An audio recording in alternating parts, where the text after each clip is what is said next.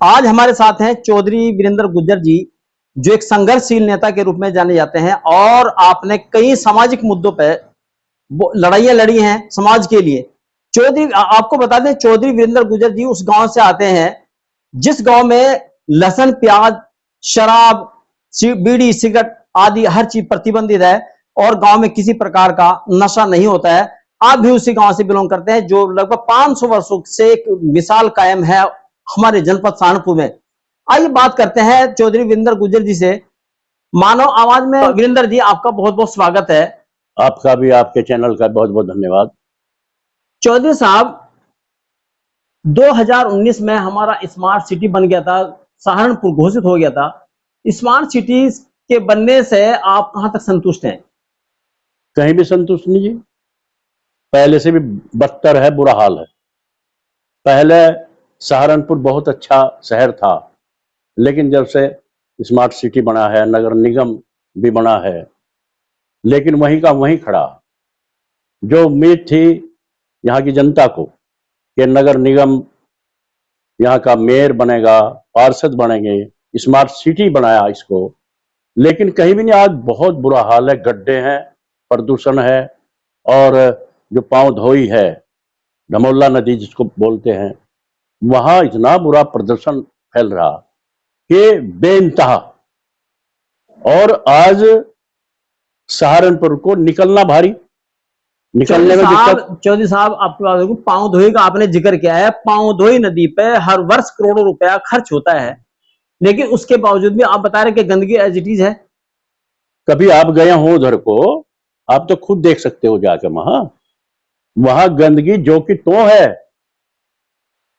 पांव धोई सीता माता की, इसको नीर कहा जाता था, कभी उसका पानी पीने का पानी होता था कभी, लेकिन आज वहां को निकलते हुए बदबू मारती है। वहां से बीमारियां फैलती जा रही शहर में, मच्छर वहां पैदा हो गए, प्रदूषण वहां बुरा हाल है, चारों तरफ बुरा हाल है शहर का।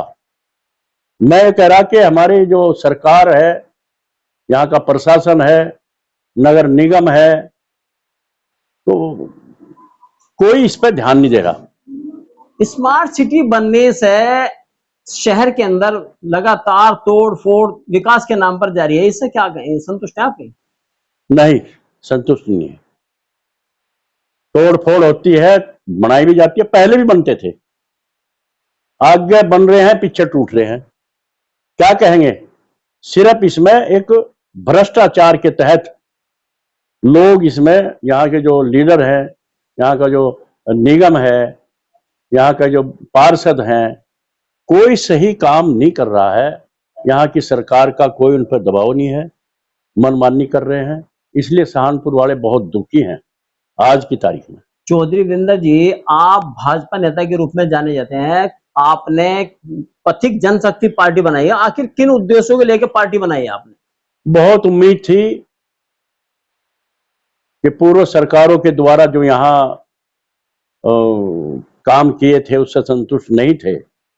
हमने भी बहुत मेहनत करके कि भारतीय जनता पार्टी की सरकार बनेगी और यहाँ एक अच्छा माहौल पैदा होगा, भाईचारा कायम होगा, और जो गंदगी यहाँ कट्टरवाद की, आपस में भाईचारे को खत्म करने की जो यहाँ पूर्व सरकारों के द्वारा चल रहा था, कि भाजपा सरकार बनेगी और यहाँ बहुत अच्छा लोगों में जीने का तरीका और विकास का काम होगा, अच्छी सड़कें होंगी, अच्छा यहाँ आपसी व्यवहार होगा। लेकिन भाजपा की सरकार बनने के बाद पहले से भी बदतर हालात पैदा हो गए। यहाँ जितने भी, पहली बात तो उद्योग है नहीं। उद्योग यहाँ आजादी के पहले, स्टार पेपर मिल आजादी से पहला, मुझे नहीं लगता कोई यहाँ नया उद्योग लगाओ। आईटीसी आजादी से पहली, मुझे नहीं लगता कोई नया उद्योग जब के बाद लगाओ। हमारे यहाँ पलाई पॉपुलर बहुत होता है, लेकिन उसके लिए आप क्या इस तरह की कोई डिमांड रखेंगे सरकार से?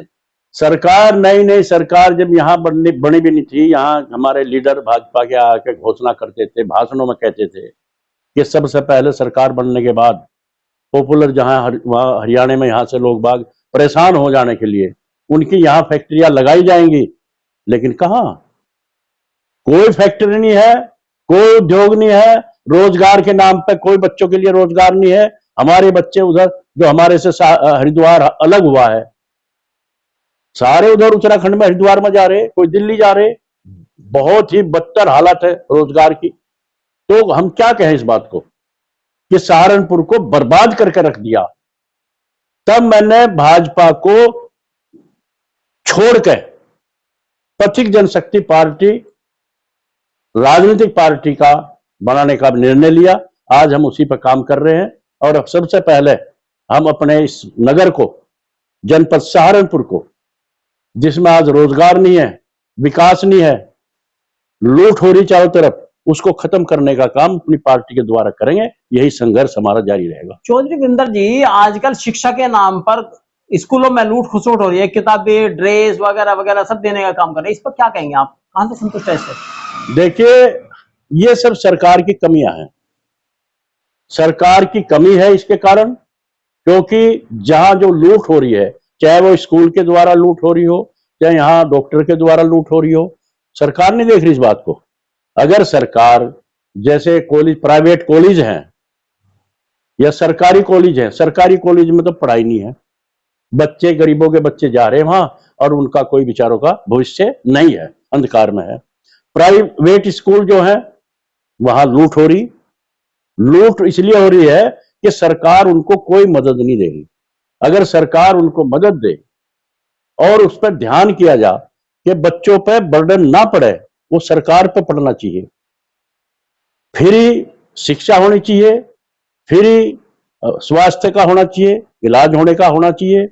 ये इन चीजों पर सरकार कोई ध्यान नहीं दे रही है, इसलिए लूट खसोट, पूरी लूट खसोट चल रही है। चौधरी साहब, अगर आपकी पार्टी सत्ता में आती है तो आपकी प्राथमिकताएं क्या रहेंगी?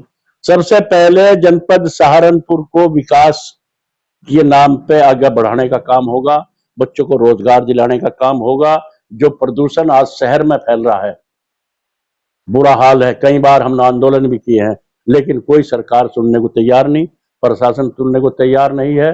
यहाँ फ्री स्वास्थ्य होगा, रोजगार होगा, उद्योग लगाए जाएंगे और शिक्षा फ्री होगी। और यहाँ जो प्रशासन के द्वारा तानाशाही, गुंडागर्दी की जा रही है, वंचित और शोषित समाज को का उत्पीड़न किया जा रहा है, जो यहाँ खनन में लूट हो रही है, जो यहाँ बर्बाद नशे के पर हमारे नौजवानों को लूटने का काम किया जा रहा, सबसे पहले हम इस पर रोक लगाने का काम करेंगे। किसान को उसकी वाजिब फसल का दाम मिलना चाहिए, किसान का ध्यान करना चाहिए, बच्चों का रोजगार का ध्यान करना चाहिए, स्वास्थ्य का ध्यान करना चाहिए। और जो यहाँ तानाशाही यहाँ का प्रशासन हो रहा है, उस पर लगाम लगनी चाहिए। ये हमारी पार्टी करेगी। चौधरी साहब, मेरा अंतिम सवाल है आपसे, आप मीडिया को लेकर क्या कहेंगे? आज की जो मीडिया है उसकी भूमिका समाज में किस तरह की है, क्या कार्य प्रणाली है, क्या आप उससे संतुष्ट हैं? हमारे देश की मीडिया चौथा स्तंभ होता है, देश को चलाने का चौथा स्तंभ।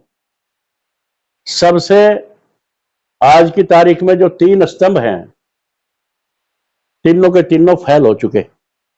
पूरा का पूरा ध्यान, आज बच्चा जब भी मोबाइल खोलता है तो मीडिया का उसमें प्रोग्राम देखते हैं, हर चैनल का प्रोग्राम देखते हैं, लेकिन मीडिया भी आज फेल हो चुका। मीडिया ने भी अपना ऐसा रवैया अपना लिया कि उसका जो ताकत थी उसके अंदर, क्योंकि मीडिया से हर आदमी डरता था। जिस तरह आपने माइक मेरे सामने लगाया हुआ है, तो मेरे थर थर गात कांपता था पहले कि कहीं मेरे मुंह से झूठ ना कोई बात निकल जा, गलत बात ना निकल जा, समाज में मेरा कहीं मुझको अलग से वो ना मिल जा। लेकिन आज नहीं है। आज कोई झूठ बोल रहा हो, गलत बोल रहा हो, मीडिया उसको बढ़ा चढ़ा के बोलता है। मीडिया जब तक सही नहीं होगा देश का, आज देश का स्तंभ, देश का पूरी दामो पूरा फोकस मीडिया है। अगर मीडिया इसी पोजीशन पर चलता रहा तो देश बर्बाद होगा। मीडिया, इसका मुख्य दोषी मीडिया होगा इस देश को बर्बाद करने में। लेकिन चौधरी वीरेंद्र जी, पत्रकारों में आप अगर सच्चाई की बात करें, सच्चाई समाज को आईना दिखाने की बात करें, अभिसार शर्मा है, रवीश कुमार जी है, अजीत अंजुम जी है, आरिफ खानम साहब हैं, ऐसे कई पत्रकार हैं जिन्होंने सच्चाई लिखने का काम किया, सच्चाई दिखाने का काम किया, उन्हीं को बिल्कुल निकाल के फेंक दिया गया। तो मीडिया ऐसे में क्या करे? आप क्या चाहते हैं, किस तरह का होना चाहिए? नहीं, मीडिया देखो, अगर आप मुझे या जिस तरह के बड़े बड़े चैनल दो धार्मिक उधर बैठा दिए, इस्लाम धर्म के बैठा दिए, दो सनातन धर्म के बैठा दिए, दो ऐसे प्रवक्ता बैठा दिए पार्टियों के, और मुद्दा उठा दिया हिंदू मुसलमान का, मुद्दा उठा दिया, ऐसा मुद्दा उठा दिया लोगों को भ्रमित करने का। ना आप रोजगार की बात कर रहे, ना विकास की बात कर रहे, ना वो प्रवक्ता जो पार्टियों के बैठे हैं, जो सत्ता में प्रवक्ता है, उससे आप ये नहीं पूछ रहे कि 5 साल में आपने क्या काम किया है, कहां से देश को कहां तक पहुंचाया है, उस पर कोई नहीं बात कर रहा। विपक्ष से आप बात नहीं कर रहे, विपक्ष भी चुपचाप तमाशा देख रहे, कोई बात नहीं हो रही। इसलिए मीडिया इसमें सबसे बड़ा दोषी है। जैसे आप रवीश की बात करी है,